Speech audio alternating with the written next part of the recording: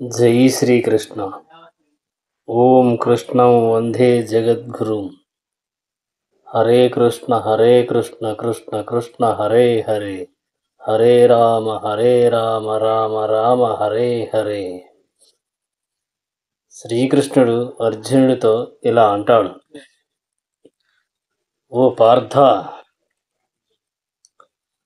ధనంజయ, ఏకాగ్ర మనసుతో దీనినంతటిని నీవు శ్రవణము చేసితివా? నీ అజ్ఞానము మరియు మోహము ఇప్పుడు నశించినవా? శ్రీకృష్ణ భగవానుడు ఇచ్చట అర్జునునికి ఆధ్యాత్మిక గురువు వలె వర్తించుతున్నాడు.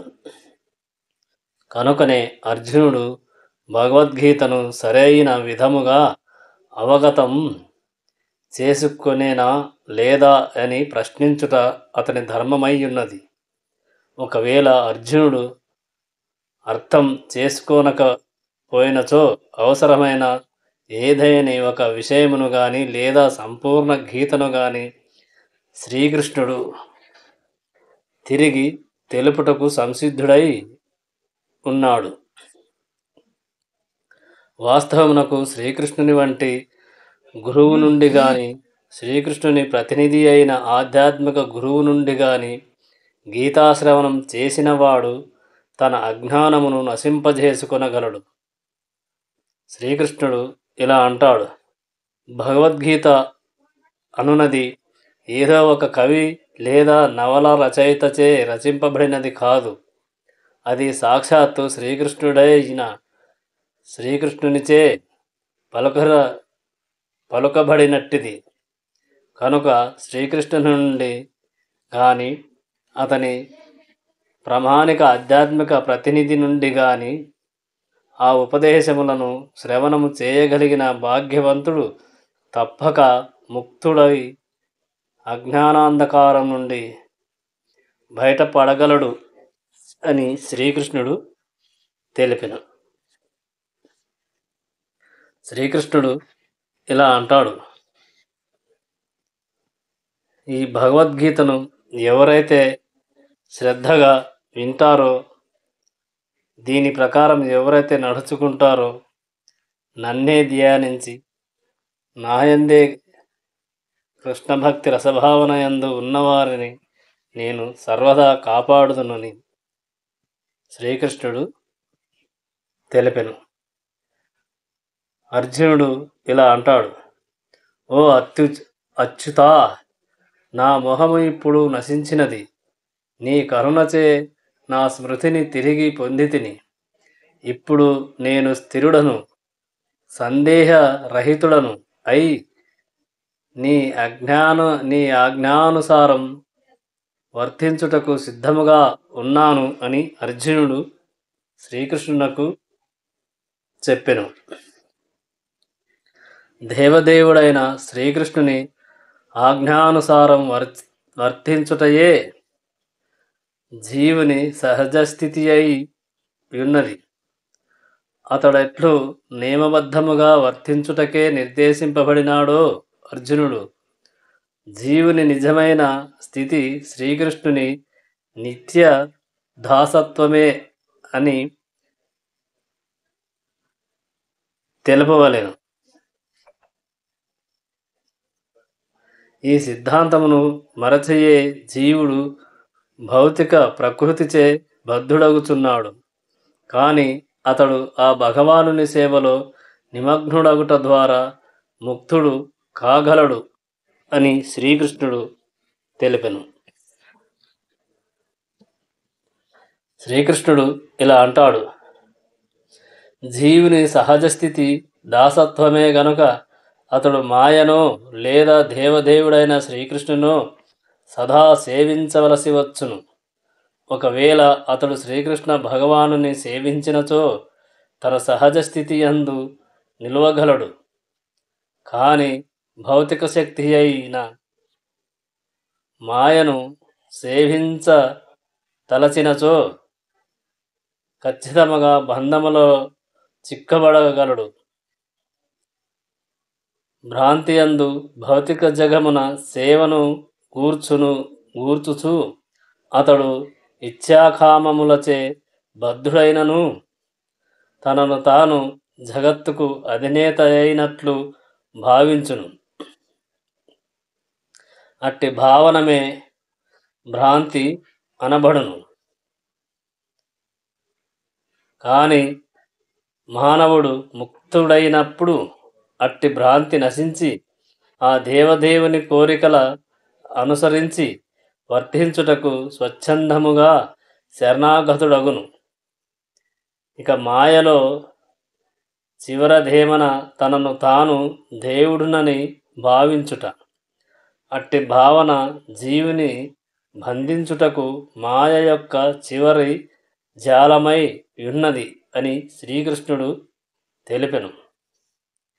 శ్రీకృష్ణుడు ఇలా అంటాడు: అటువంటి భావనయందు జీవుడు తాను బద్ధుడను కానని కేవలము దేవుడునని భావించును. కానీ మూర్ఖుడైన అట్టి జీవుడు తాను దేవుడైనచో సందేహమెట్లు కలుగుచున్నదనేడి విషయమును మాత్రం గుర్తించలేడు.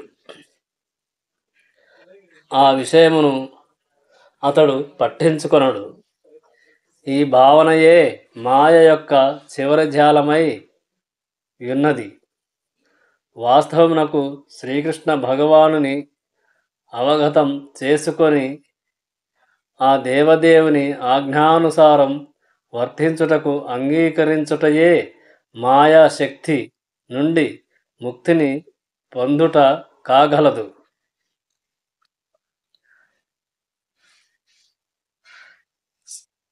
జ్ఞానమునకు విరుద్ధమైనచే మోహము. వాస్తవమునకు ప్రతి జీవియు శ్రీకృష్ణ భగవానునకు నిత్య దాసుడని అర్థం చేసుకొనుటయే నిజమైన జ్ఞానం కాగలదు.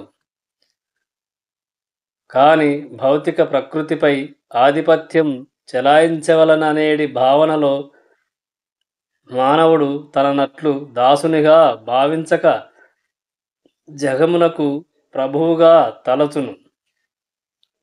అది ఏ మోహము అని శ్రీకృష్ణుడు పలికెను. శ్రీకృష్ణుడు ఇలా అంటాడు: ఇట్టి మోహము శ్రీకృష్ణ భగవానుని కరుణచే లేదా కృష్ణ భక్తిని కరుణచే నశింపగలదు. అట్టి మోహము నశించినప్పుడే మానవుడు కృష్ణ భక్తి భావనలో వర్తించుటకు అంగీకరించును. కృష్ణ భక్తి భావనము అనగా శ్రీకృష్ణుని ఆజ్ఞానుసారం వర్తించుటని భావం. జ్ఞానపూర్ణుడు మరియు సర్వాధినేత అయిన శ్రీకృష్ణ భగవానుడే సర్వమునకు ప్రభు అనేడి విషయమును భౌతిక శక్తిచే మోహపరుషుడైన బద్ధజీవుడు ఎరుగజాలడు. ఆ భగవానుడు తాను కోరినదెల్లా భక్తులకు ఉసగుచుండును.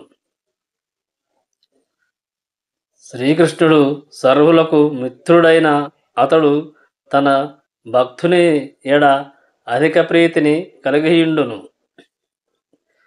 భౌతిక ప్రకృతిని, జీవులను, అవ్యాయమైన కాలమును నియమించువాడు ఆ శ్రీకృష్ణ భగవానుడే. ఆ దేవదేవుడు సర్వ విభూతి సమన్వితుడు మరియు సర్వశక్తి సంపన్నుడు శ్రీకృష్ణుడు. అతడు తనను సైతము భక్తులకు అర్పించుకొనగలడు. అట్టి శ్రీకృష్ణ భగవానుని తెలియజాలని వాడే మాయకు లోబడి భక్తుడు కాజాలక మాయకు సేవకుడు అగును. కానీ అర్జునుడు మాత్రం శ్రీకృష్ణుని నుండి గీతను శ్రవణం చేసిన పిమ్మట మోహము నుండి సంపూర్ణముగా దూరుడయ్యను. శ్రీకృష్ణుడు కేవలం తన స్నేహితుడే కాక దేవదేవుడని అతడు తెలుసుకొనగలిగను. అనగా అర్జునుడు శ్రీకృష్ణుని యథార్థముగా అర్థం చేసుకొనగలిగను. అనగా భగవద్గీత అధ్యయనం శ్రీకృష్ణ భగవానుని యథార్థముగా అవగతం చేసుకొనుటకే అని విశదమగుచున్నది. శ్రీకృష్ణుడు ఇలా అంటాడు: మానవుడు జ్ఞానపూర్ణుడైనప్పుడు సహజముగా నన్నే శరణుజొచ్చును. అనవసర జనబాహల్యమును తగ్గించుటయే శ్రీకృష్ణ భగవానుని ప్రణాళిక అని అర్జునుడు అవగతం చేసుకొనినంతనే ఆ దేవదేవుని ఇచ్ఛానుసారం యుద్ధము చేయుటకు సమ్మతించెను. దేవదేవుని ఆజ్ఞపై యుద్ధమాచరించుటకు అతడు తిరిగి తన విల్లంబులను చేతపట్టెను.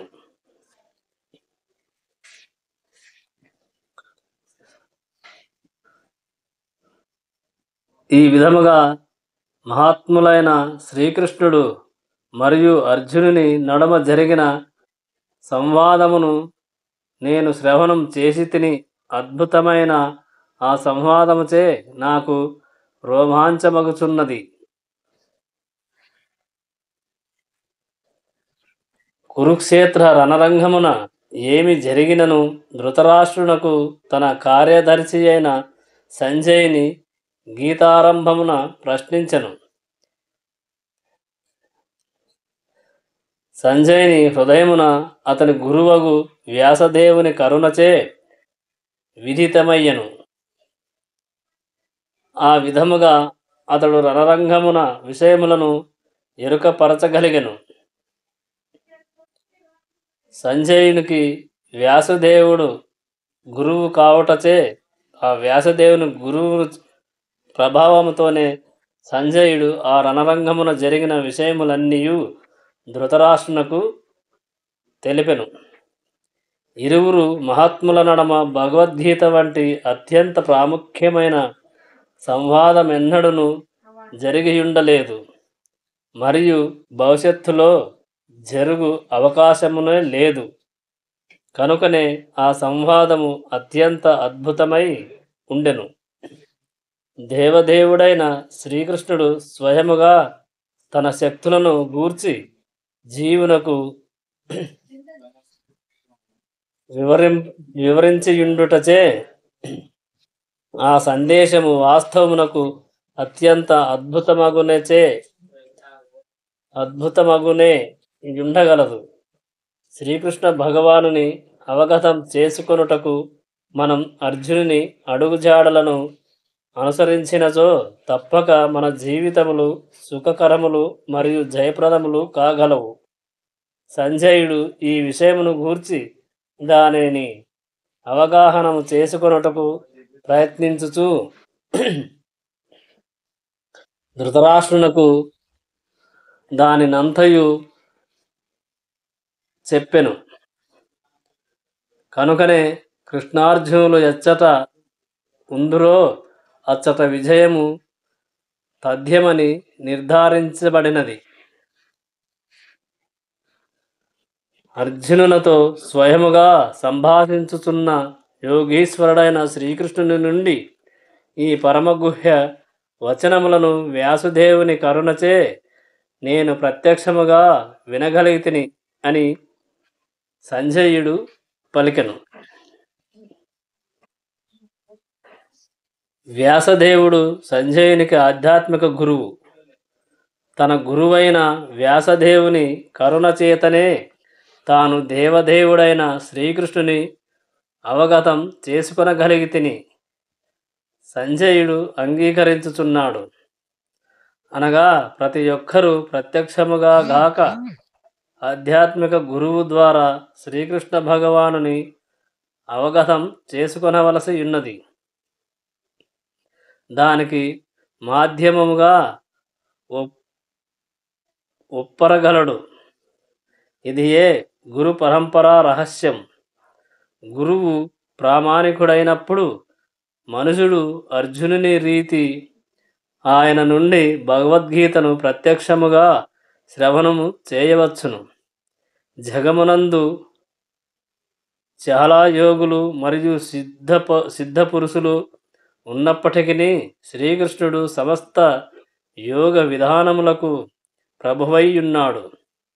అటువంటి శ్రీకృష్ణుడు తనకే శరణము నొందుమని గీతయందు నిశ్చయముగా ఉపదేశమొసగియున్నాడు.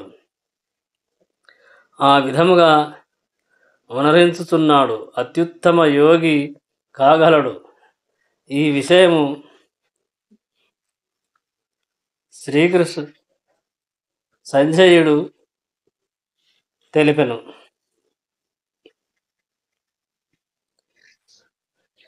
సంజయుడు నారదముని కృష్ణ భగవానుని శిష్యుడు. నారదముని కృష్ణ భగవానుని శిష్యుడు మరియు వ్యాసుని గురుదేవుడు కనుక అర్జునుని వలె వ్యాసుడు సైతం పరమ ప్రామాణికుడై ఉన్నాడు. అతడు గురు పరంపరలో నున్నవాడు అగుటయే అందులకు కారణం. సంజయుడు వ్యాసదేవుని శిష్యుడు కనుకనే వ్యాసుని అనుగ్రహముచే సంజయుడు పవిత్రుడై శ్రీకృష్ణుని ప్రత్యక్షముగా గాంచగలిగను మరియు వినగలిగను. అనగా శ్రీకృష్ణుని నుండి ప్రత్యక్షముగా శ్రవణము చేయగలిగిన వాడే ఈ గుహ్యతమ జ్ఞానమును అవగతం చేసుకొనగలడు. శ్రీకృష్ణుని నుండి వచ్చుచున్న ప్రామాణిక గురు పరంపరలో లేనివాడు కృష్ణుని నుండి శ్రవణం చేయజాలడు. కనుక అతని జ్ఞానం సదా గీతావగాహనకు సంబంధించినంత వరకైనను అసంపూర్ణమై ఉండును. కర్మయోగం, జ్ఞానయోగం, భక్తియోగం మొదలగు సర్వయోగ పద్ధతులు భగవద్గీత యందు వివరింపబడినవి. అట్టి యోగ పద్ధతులన్నింటికి శ్రీకృష్ణుడే ప్రభువు. శ్రీకృష్ణ భగవానుని నుండి ప్రత్యక్షముగా శ్రవణం చేయగలిగే భాగ్యము అర్జునునకు లభించినట్లే వ్యాసదేవుని కరుణచే సంజయుడు సైతం శ్రీకృష్ణుని నుండి ప్రత్యక్షముగా శ్రవణం చేయగలిగెను. వాస్తవమునకు శ్రీకృష్ణుని నుండి ప్రత్యక్షముగా శ్రవణము చేయుట మరియు వ్యాసుని వంటి గురువు ద్వారా శ్రవణం చేయుట యందు ఏమాత్రము భేదము లేదు. ఆధ్యాత్మిక గురువు వ్యాసదేవుని ప్రతినిధి వంటివాడు కనుకనే వేద పద్ధతి ననుసరించి గురువుగారి జన్మదిన సందర్భమున శిష్యులైన వారు వ్యాస పూజ అనేటి ఉత్సవమును నిర్వహించుచుందురు. వ్యాసుడు ఇలా చెప్తున్నాడు: ఓ రాజా, కృష్ణార్జునుల నడుమ జరిగిన అద్భుతమును పవిత్రమును అగు సంవాదమును స్మరించిన కొలది ప్రతి క్షణము పులకించుచు ఆనందము పొందుతున్నాను. భగవద్గీత యొక్క అవగాహనము అతి దివ్యమైనట్టిది అని వ్యాసుదేవుడు శిష్యుడు సంజయుడు పలుకుతున్నాడు. శ్రీకృష్ణార్జున సంవాద విషయములను అవగతం చేసుకొనగలిగిన వాడు మహాత్ముడై ఆ సంవాద విషయములను మరవకుండును. ఇది ఏ ఆధ్యాత్మిక జీవనపు దివ్యస్థితి. అనగా భగవద్గీతను ప్రామాణికుడైన శ్రీకృష్ణుని నుండి వాని నుండి శ్రవణము చేయువాడు పూర్ణ కృష్ణభక్తి భావనము పొందగలడు. అట్టి కృష్ణభక్తి భావన ఫలితమేమనగా మనుజుడు నిరంతరము వికాసము నందుచు ఏదియో కొంత సమయము గాక ప్రతి క్షణమును జీవితమున ఆనందము అనుభవించును.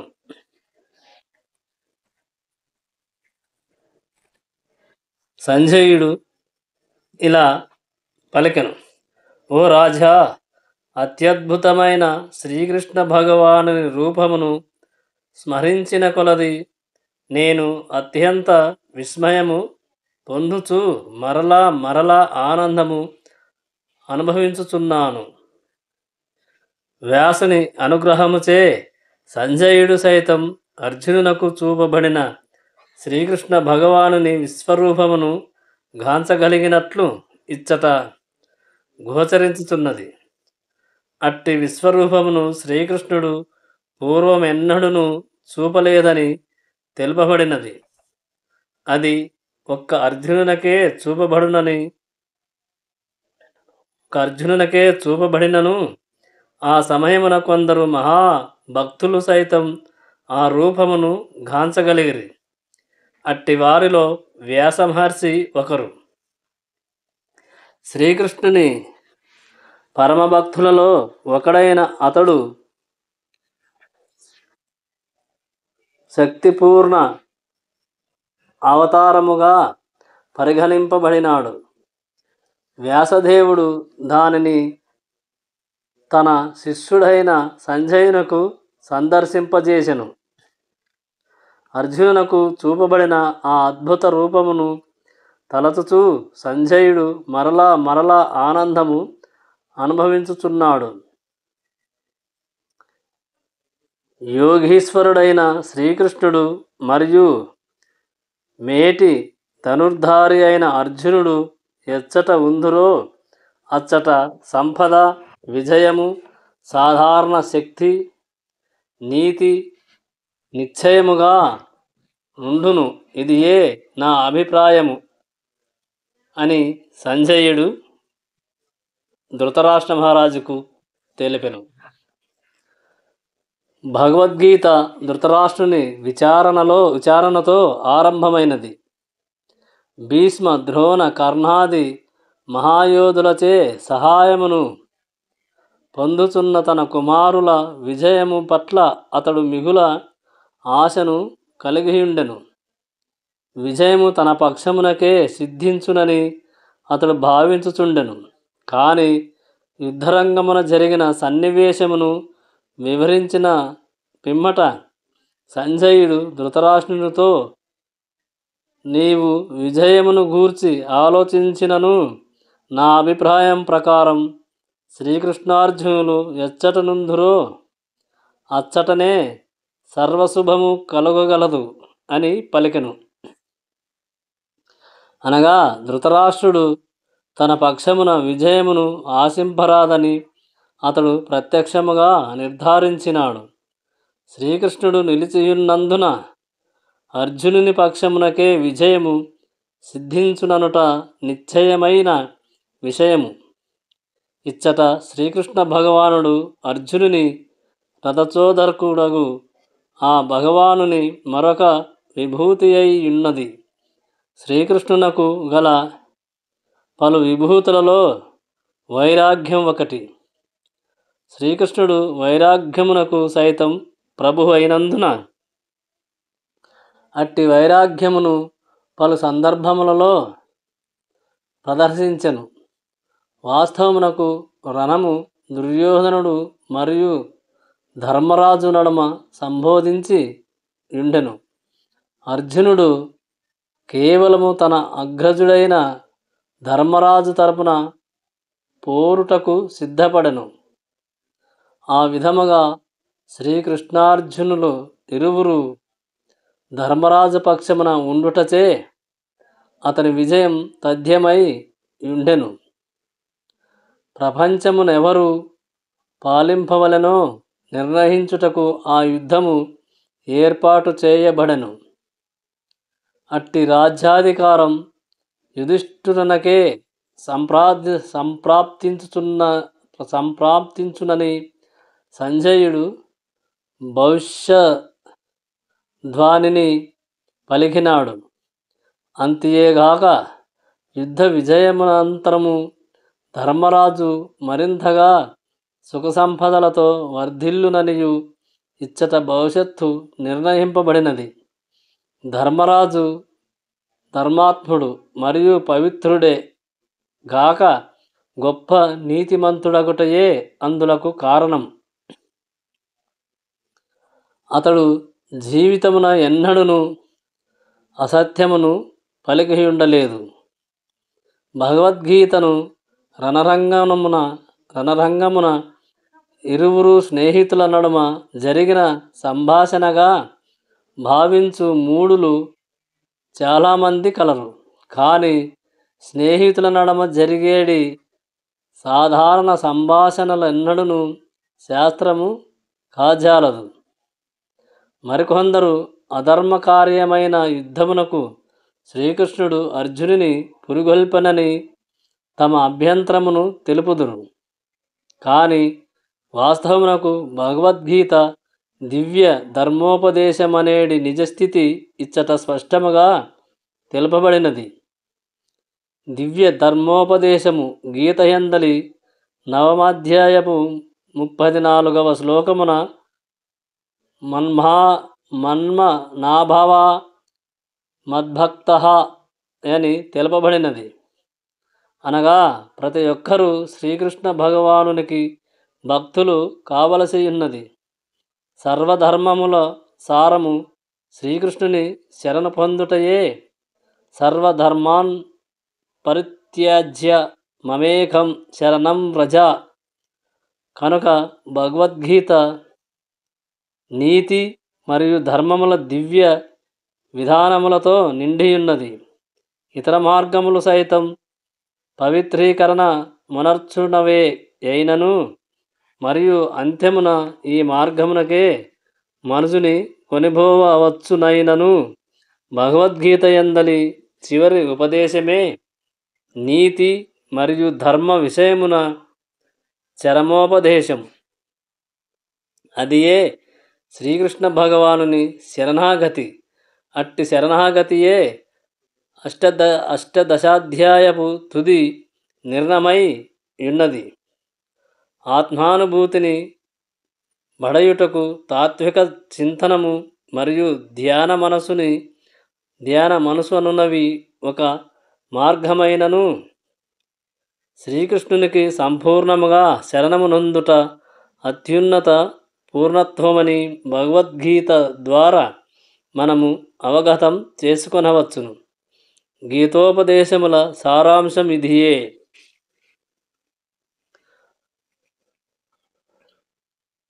వర్ణాశ్రమ ధర్మములు మరియు ఇతర ధర్మ విధానములు అనుసరించుచున్న నియమపాలన మార్గము గుహ్యత జ్ఞానమై ఉన్నది. ధర్మమునందలి కర్మ కలాపములు గుహ్యములైనను ధ్యానము మరియు జ్ఞాన సముపార్జనలు గుహ్యతరములై ఉన్నవి. ఇక సంపూర్ణ భక్తి భావనలో శ్రీకృష్ణుని శరణుజొచ్చి భక్తియుత సేవలో నిలుపుటయే గుహ్యతమైన ఉపదేశమై ఉన్నది. అది ఏ అష్టాదశాధ్యాయపు సారాంశం. దేవదేవుడైన శ్రీకృష్ణుడే నిజమైన సత్యమనుట భగవద్గీత యొక్క ముఖ్య లక్షణము. పరతత్వము నిరాకార బ్రహ్మముగా పరమాత్మగా చివరకు దేవదేవుడైన శ్రీకృష్ణుడుగా 3 దశలలో అనుభూతమగును. పరతత్వపు సంపూర్ణ జ్ఞానమనగా శ్రీకృష్ణుని సంపూర్ణ జ్ఞానమని భావము. కనుక శ్రీకృష్ణుని అవగతం చేసుకొనినచో ఇతర జ్ఞానములన్నీయును అట్టి అవగాహనపు అంశమాత్రములగును. శ్రీకృష్ణ భగవానుడు సదా తన శాశ్వత అంతరంగ శక్తి యందు నిలిచియున్న కారణముగా సదా దివ్యుడై యుండును.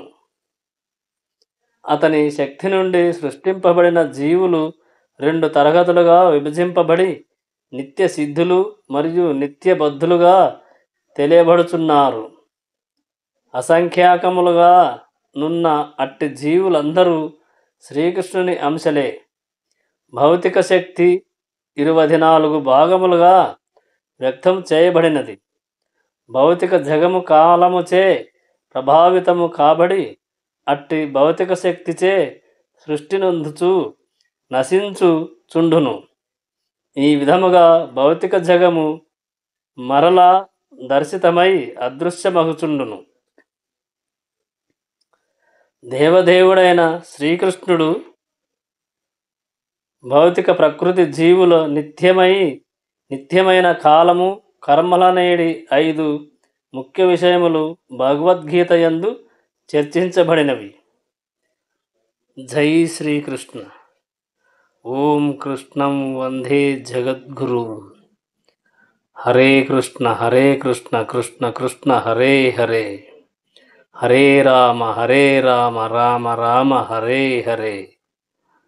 జై శ్రీకృష్ణ. జై శ్రీకృష్ణ.